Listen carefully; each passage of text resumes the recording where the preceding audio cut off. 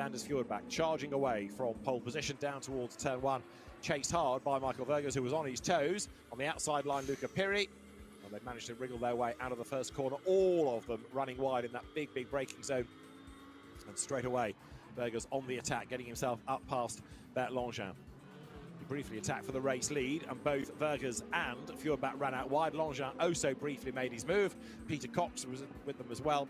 But in the end, there was the Porsche to ease its way through into second place. Peter Cox arrived on the tail of Bert Langevin, and there was contact as well between the two coming out of the approach to the stadium.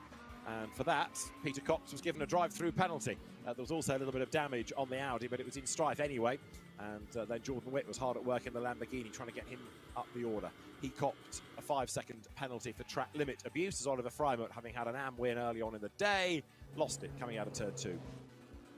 Drive-through penalty for Peter Cox served, and as Fjordback building the race lead in the number 33 Audi, as he needed to, because he had an extra 10 seconds to serve in the pits. Bodywork opened as Chris Rosenberger took over 24. It was like a hat tip as he went up towards turn 2, carried on in the race with no further dramas, although post-race under investigation for a pit stop infringement.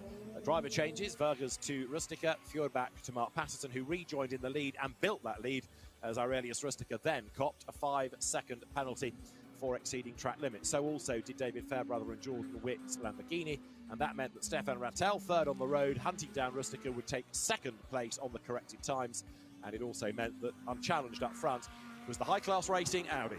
Anders Fjordback and Mark Patterson coming through to win both races at Hockenheim and to make it 3 out of 4 in the Fanatec GT2 European Series. For now, from Germany, from Chaz Dracott and David Addison, auf Wiedersehen.